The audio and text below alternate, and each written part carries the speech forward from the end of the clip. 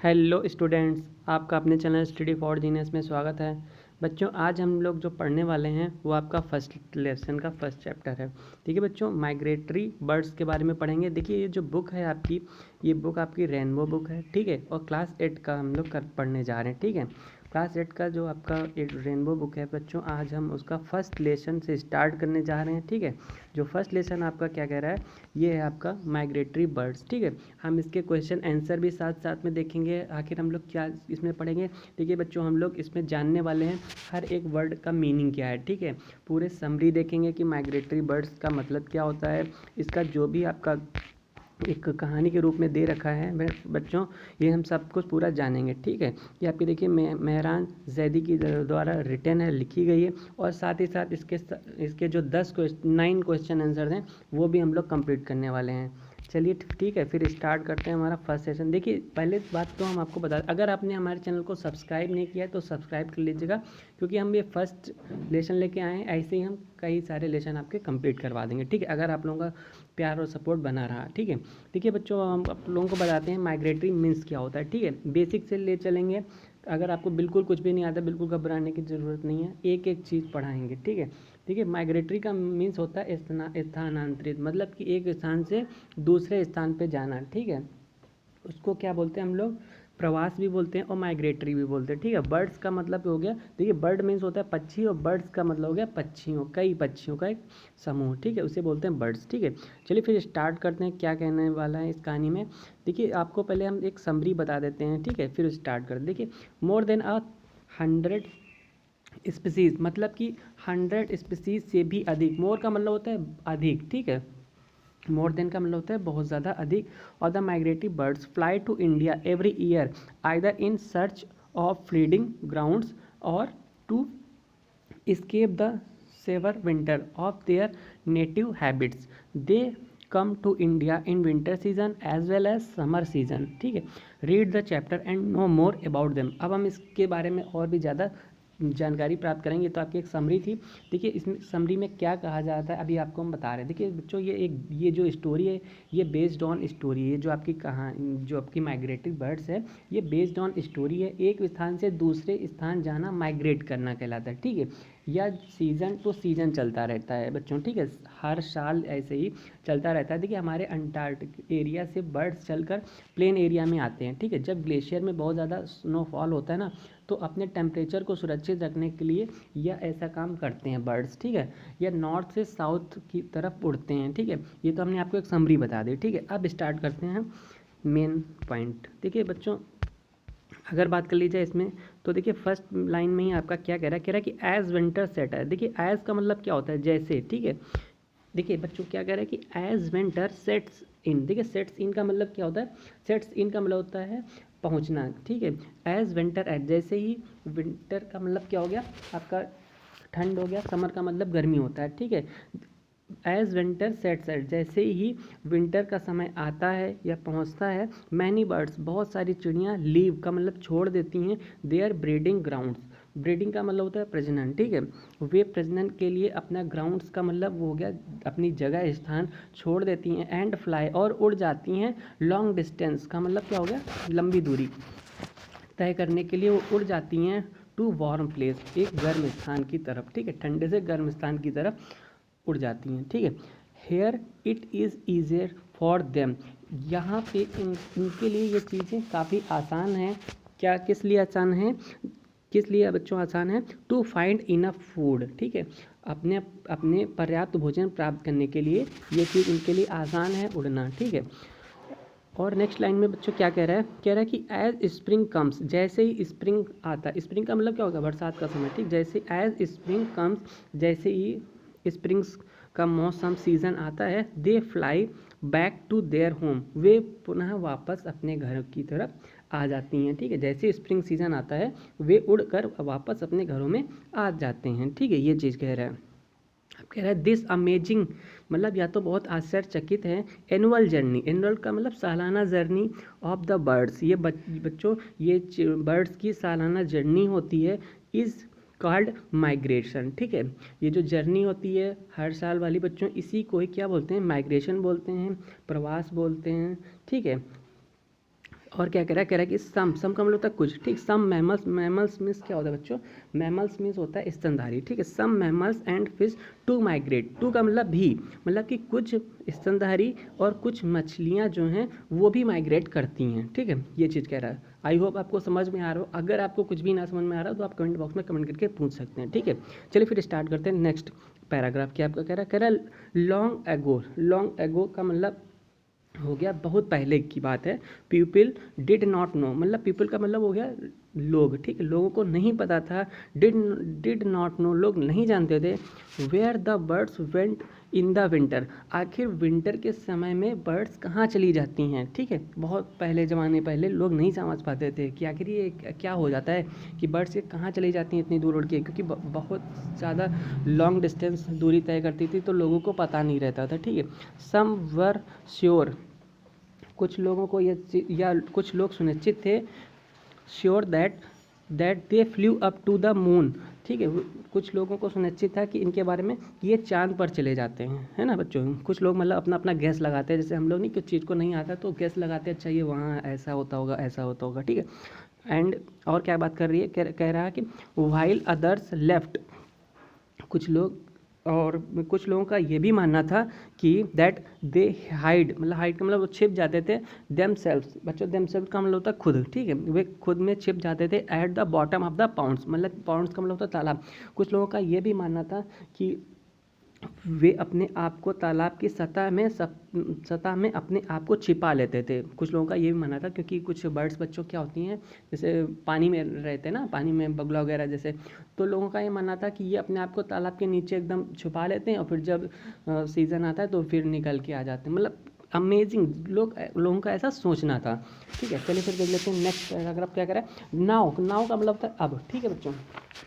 Now का मतलब था अब, कह रहे हैं now we come to know, अब हम जानते हैं, मतलब पहले तो हम लोग ऐसा ऐसा सोचा करते थे, बट अब क्या है प्रेजेंट टाइम में क्या है, now we come to know that they migrate, अब हम जानते हैं कि ये प्रवासी हैं, ठीक है। अब हम जान गए हैं ये प्रवासी हैं, बट साइंटिस्ट, देखिए साइंटिस्ट का, लेकिन साइंटिस्ट का अलग ही लेवल रहता है ना, लेकिन but scientist are still puzzled how these creatures navigate to accurately, मतलब की बात की जाए कि कह रहा है कि लेकिन वैज्ञानिक आज भी आश्चर्यचकित हैं, अमेजिंग हैं, पजल्ड हैं, आश्चर्यचकित हैं कि ये प्रवासी अपने आप को कैसे नेविगेट करते हैं एक्यूरेटी के साथ में, मतलब कि ये एक स्थान से दूसरे स्थान पर चले जाते हैं, फिर उसी स्थान पे उसी डायरेक्शन में कैसे वापस आ जाते हैं। उनको आज तक ये नहीं समझ में आता कि इतनी लंबी लॉन्ग डिस्टेंस दूरी तय करने के बाद में वो फिर उसी स्थान पे कैसे आ जाते हैं, ये साइंटिस्ट आज तक पता नहीं लगा पाए बच्चों, ठीक है। दे प्रॉब्ली यूज़ द सन, अब बात की जाए वे सन और स्टार्स को अपना गाइड बनाते हैं वो लोग, ठीक है। कौन, बर्ड्स लोग, ठीक है। They probably use the sun and the stars are guides, ठीक है। वो गाइड्स के रूप में उनको मानते हैं, सन और स्टार्स की बदौलत वो अपना जो भी है सिस्टम बना लेते हैं आने जाने वाला, ठीक है। और या फिर maybe the rivers and mountains as landmark, और बात की जाए और नदियों और पहाड़ियों को वो लोग लैंडमार्क की तरह मानते हैं बच्चों, ठीक है। इस यही रीज़न है, मतलब साइंटिस्ट यही लोग मानते हैं, यही रीज़न है वो लोग अपने गाइड बनाते हैं और इसी के हिसाब से वो लोग अपनी दूरी तय करते हैं और पुनः वापस स्थान पर आ जाते हैं। ये देखिए बच्चों, यही हैं अधिकतर आपको समुद्र वगैरह किनारे अंटार्कटिका वगैरह में कि, या फिर अंटार्कटिका वगैरह में आपको क्या वहाँ पे देखने को, उसके जो बीच है वहाँ पे देखने को मिलते हैं। ये देखिए बगुला टाइप के हैं बच्चों, यही हैं आपके प्रवासी बर्ड्स, ठीक है। चलिए फिर स्टार्ट करते हैं। बाकी हमने सब बता ही दिया, सेट्स इनका मतलब क्या होता है, ठीक है। बिगिन सेट्स इनका मतलब जैसे कि पहुंचना, ठीक है। ब्रीडिंग का मतलब होता है रिप्रोडक्शन, मतलब ब्रीडिंग का मतलब होता है प्रजनन होता है, ठीक है। वार्म मीन्स गर्म होता है, ईजियर में बहुत ही आसान होता है। अमेजिंग का मतलब आश्चर्यचकित होता है, ठीक। बॉटम का मतलब होता है सतह, ठीक है। डेप्थ जिसे बोलते हैं किसी, जैसे वाटर का जो डेप्थ होता है लेवल, ठीक है। एंड नेविगेट का मतलब होता है हेयर फाइंड देयर वे, मतलब कुछ चीज़ों, नेविगेट का मतलब बच्चों इस प्रकार से हो गया कि अपनी ही दिशा में उड़ना और अपनी ही दिशा में वापस आ जाना, उसको बोलते हैं नेविगेट, ठीक है। चलिए फिर नेक्स्ट पैरा आपका देख लेते हैं बच्चों। नेक्स्ट पैरा की अगर बात कर लीजिए तो नेक्स्ट पैरा कह रहा है कि द आर्टिक टर्न, मतलब कि आर्टिक आपका ओशन होता है, ठीक है। Arctic turn is the greatest travel of all, ठीक है। इसमें बच्चों कह रहा है कि इन सब में आर्टिक टर्न सबसे लंबा टर्न होता है, घुमाओ एक सबसे लंबा टर्न होता है। एंड ईच ईयर मतलब कि प्रत्येक साल, हर साल, इट फ्लाइज, फ्लाइज का मतलब होता है बच्चों उड़ना, ठीक है, हर साल ये उड़ते हैं from the arctic to the an आपका एंटार्क्टिक, मतलब कि आर्टिक से ये लोग हर साल आर्टिक से एंटार्क्टिक की तरफ उड़ते हैं और एंड बैक अगेन, और वापस भी आ जाते हैं, ये चीज़ कह रहा है। टू एंड फ्रो, देखिए बच्चों टू एंड फ्रो क्या है, ये आपका एक फ्रेजल वर्ब है, ठीक है, और टू एंड फ्रो का मतलब होता है इधर उधर, ठीक है। दिस इज अ जर्नी, यह क्या है, यह एक जर्नी है। एंड कितनी ऑफ ऑलमोस्ट का मतलब होता है लगभग 40,000 किलोमीटर की। देखिए बच्चों इसमें बात की गई है, आपको फिर से बता दें, देखिए इन सब में क्या होता है, आर्टिक टर्न सबसे लंबा टर्न होता है, ठीक है, और हर साल ये आर्टिक ओशन से आपका एंटार्क्टिक ओशन में वापस आते जाते हैं, ठीक है, इधर उधर, मतलब कि टू एंड फ्रो मतलब इधर से उधर आते जाते हैं, ठीक है। यह लगभग 40,000 किलोमीटर का लंबा सफ़र है। अब समझिए बच्चों 40,000 किलोमीटर इन लोगों का आना जाना रहता है और ये लोग अपना रास्ता भी नहीं भूलते हैं। देखिए कितना अमेजिंग है ना ये चीज़, आप सोचिए, इसी के पीछे साइंटिस्ट भी आज तक नहीं समझ पाए है। यहाँ लोग अगर 40 किलोमीटर चले जाएं तो शायद रास्ता भूल जाएं, बट वो लोग तो 40,000 किलोमीटर का सफ़र तय करते, बताइए कितना मतलब ज़्यादा इनका आईक्यू लेवल है, ठीक है। चलिए फिर देखते हैं, while the Arctic turn flies the longest distance. अब बात कर रहे हैं, कह रहा है कि जब आर्टिक टर्न पर उड़ते हैं, tern flies to longest distance, longest का मतलब क्या होता है, तब सबसे लंबी दूरी बार बार, ठीक है। इसमें क्या हो रहा है, कह रहे हैं कि while the Arctic turn flies the longest, जब आर्टिक टर्न पर ये लोग लॉन्गेस्ट सबसे ऊंची दूरी पर उड़ते हैं, बार हेडेड गीज, देखिए बार हेडेड गीज क्या है, एक बर्ड का नेम आप समझ लीजिए, ठीक है। बार हेडेड गीज, देखिए एक ये बर्ड कैसी बर्ड होती है, कलहंसनी बर्ड टाइप की होती है, मतलब कलहंस टाइप की, मतलब आप समझ रहे हैं, कलहंस एक बर्ड होता है बच्चों, इसका नाम होता है, ठीक है।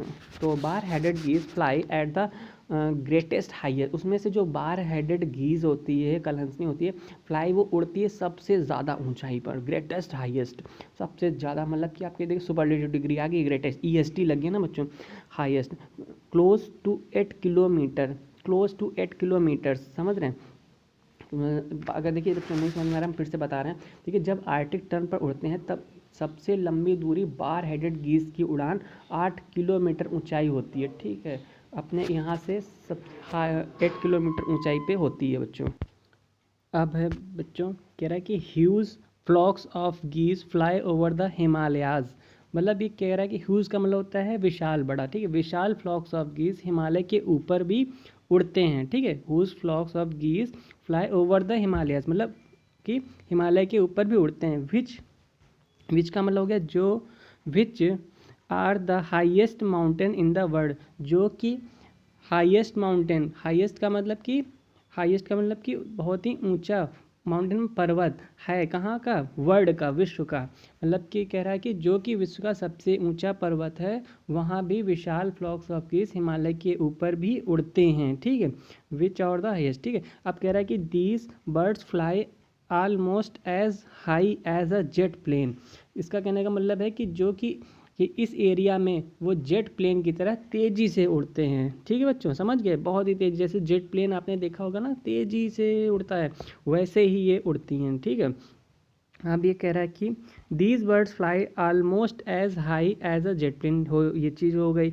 Most other migratory birds fly below 100 metres, अब मोस्ट का मतलब हो गया अधिकतर, अदर्स का मतलब अदर का मतलब अन्य, जो माइग्रेटरी हैं, प्रवासी पक्षियां हैं, फ्लाई बिलो 100 मीटर्स, बिलो का मतलब हो गया नीचे, वो 100 मीटर के नीचे उड़ती हैं, मतलब कि 100 मीटर तक अपनी जो अर्थ है वहाँ से जो 100 मीटर रहेगा वहाँ तक की बहुत सी पक्षियाँ सिर्फ वहीं तक उड़ती हैं। बट क्या हो गया, बट जो आपके गीज, ये आपके फ्लॉक ऑफ गीज हैं बच्चों, ये तो माउंटेन के ऊपर तक उड़ती हैं, ये चीज़ बात कह रही है, ठीक है। देखिए बच्चों वर्ड में कई प्रकार की वर्ड्स पाए जाते हैं, ठीक है, और सबकी अपनी अलग अलग क्वालिटी होती है, ठीक है।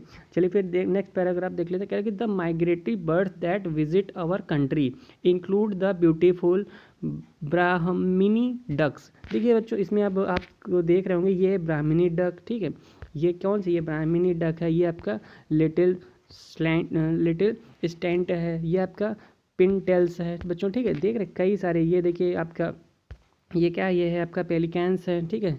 ये आपके पेलिकैंस है, ये आपका क्या है, ये आपके मैलार्ड है। तो बच्चों कई प्रकार के आप पक्षी देख रहे हैं और सभी की अपनी अपनी क्वालिटीज़ हैं, ठीक है। एंड चलिए फिर बात कर लेते हैं। ये कह रहा है कि द माइग्रेटरी बर्ड्स, मतलब कि प्रवासी पक्षी, माइग्रेटरी बर्ड्स दैट विजिट का मतलब मिलते हैं अवर कंट्री, हमारे देश में, include the beautiful Brahmani duck. ये कह रहा है कि प्रवासी पक्षी में जो कि हमारे देश में पाई जाती हैं उनमें से सबसे ब्यूटीफुल कौन सी है, तो आपकी ब्राह्मणी डक है, ये वाली बच्चों, ये वाली जो है सबसे खूबसूरत दिखती है, ठीक है। इसकी तारीफ़ की गई है। और क्या बात कही गई है, और बात कही है द कलरफुल मेलार्ड्स। देखिए अगर और बात कही, और कलरफुल में कौन कौन सी आती हैं, कलरफुल में जैसे आपकी मेलार्ड्स आती हैं, और द पेलिकैंस आती हैं, और द पिनटेल्स आती हैं, ठीक है। ये कौन सी, ये आपकी रंग बिरंगी है, कलरफुल है, ठीक है। एंड और द लिटिल आपकी स्टेंट है, और कौन कौन सी आती है, द लिटिल स्टेंट आती है। मतलब ये सारी कौन सी हैं, ये आपकी कलरफुल में आती हैं, ठीक है। ब्यूटीफुल में कौन सी आती है, तो आपके ये है ब्राह्मणी डक है, ठीक है। और बात कर ली जाए नेक्स्ट पॉइंट की, ये कह रहा है कि मोस्ट ऑफ दीज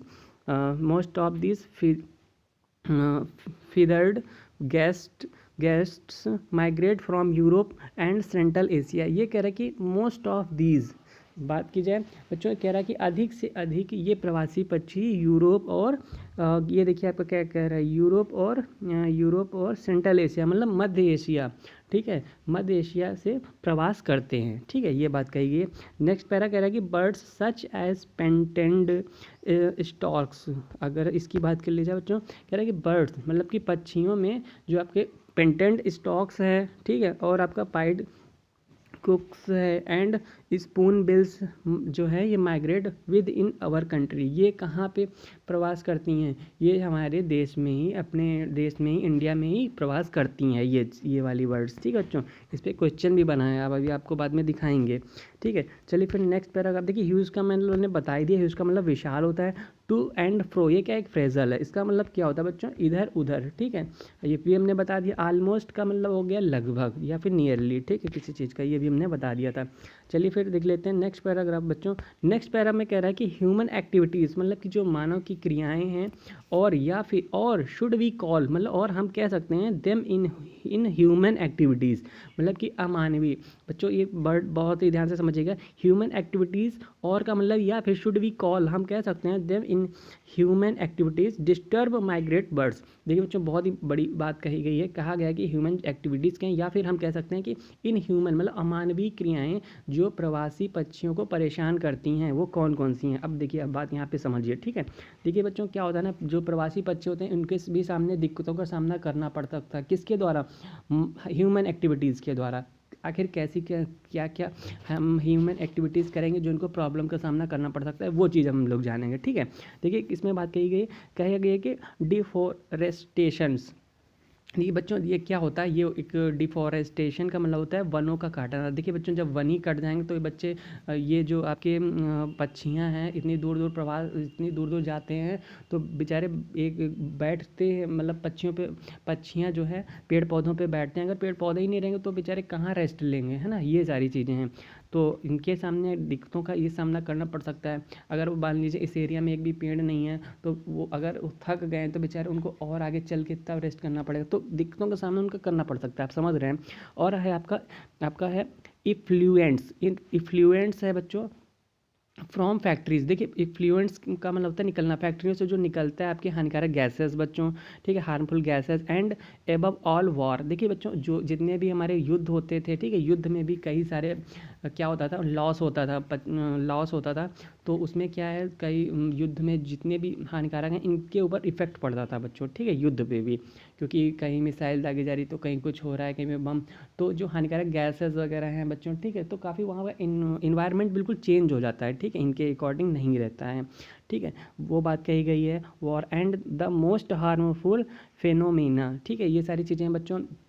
बहुत ही हानिकारक होते हैं इन पक्षियों के लिए। सारी चीज़ें बहुत ही आपके फेनोमीना के हार्मफुल माना जाता है। ठीक है, ठीक। और नेक्स्ट कह रहा है कि एडवांस्ड मिसाइल्स, देखिए एडवांस्ड मिसाइल्स जो आजकल बहुत ही बन रही हैं, एंड अदर वेपन्स, जो आपके एडवांस्ड मिसाइल्स हैं बच्चों, और अदर वेपन्स का मतलब क्या हो गया, हथियार हैं। ठीक है, इनसे used for long period harm and environment as they destroy plants and kill animal. बच्चों देखिए इसमें बात कही कि जो हमारे मिसाइल हैं और जो वेपन्स हैं, मतलब हथियार हैं, जो हम यूज़ करते हैं लंबे समय के लिए, इससे हमारे इन्वायरमेंट को बहुत ज़्यादा नुकसान होता है। डिस्ट्रॉय का मतलब होता है चीज़ें बर्बाद हो जाती हैं। प्लांट्स का मतलब पेड़ पौधे, जब आप इन सारी चीज़ों का यूज़ करेंगे तो पेड़ पौधे, प्लांट्स जो है बच्चों ख़त्म हो जाएंगे।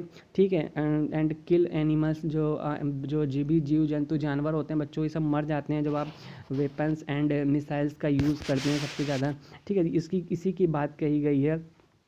एंड बात की गई फॉर एग्जांपल के लिए अगर अब बात कर ले तो after the war in Afghanistan in 2002, बच्चों जो अफगानिस्तान में, अगर आई होप आपको याद है कि नहीं याद है तो हम बता रहे हैं। देखिए बच्चों क्या हुआ था अफगानिस्तान में, जो हमारे इंडिया के बगल में पाकिस्तान है, पाकिस्तान से सटा हुआ आपके अफगानिस्तान है। ठीक है, और अफगानिस्तान की सीमा भी अपने इंडिया से टच करती है।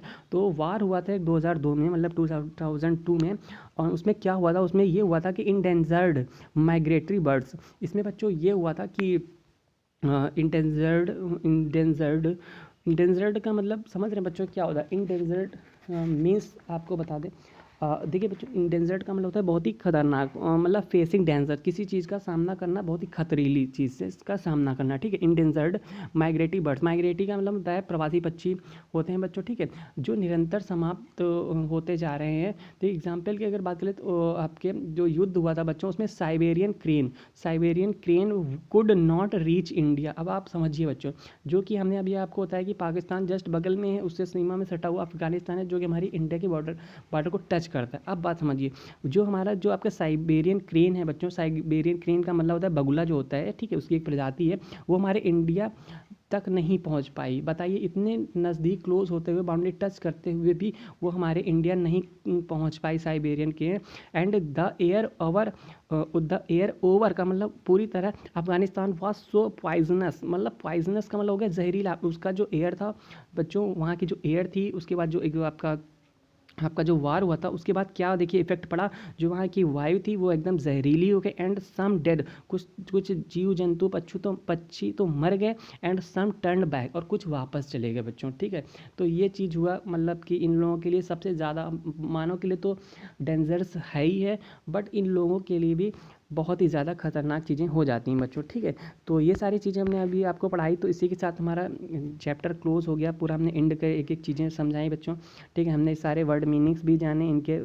ठीक है, सारे एक एक वर्ड मीनिंग्स हमने देखिए बच्चों समझाते चले गए आपको, डिस्ट्रॉय वगैरह। ठीक, इंडेंजर्ड, ठीक है, डिफॉरेस्टेशन है ना, इन्फ्लुएंस इन्वायरमेंट। तो अब बच्चों बात आ गई क्वेश्चन एंड आंसर की। ठीक है, अब हम क्या करेंगे, हम लोग इन सारे के क्वेश्चन आंसर करेंगे सभी के सभी को।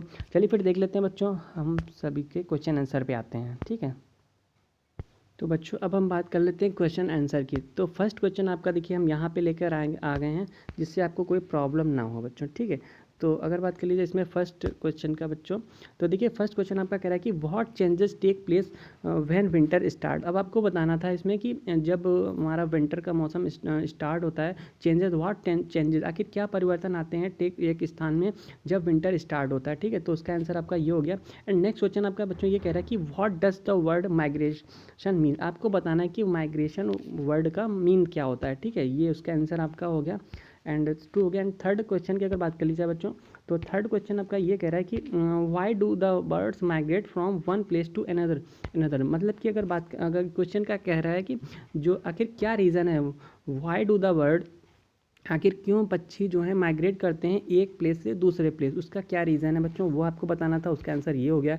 एंड फोर्थ नंबर आपका कह रहा है कि what did the people long ago think about the migration of the birds. इसमें कह रहा है कि what did the people long ago think about the migration of the bird. जो आपका लॉन्ग पहले के लोगों की सोच क्या थी किसके बारे में? माइग्रेशन ऑफ बर्ड के माइग्रेट प्रवास करने के बारे में लोग क्या सोचते थे कि आखिर ये पक्षी कहाँ जाते हैं, उसके बारे में आपको अपने बताना था।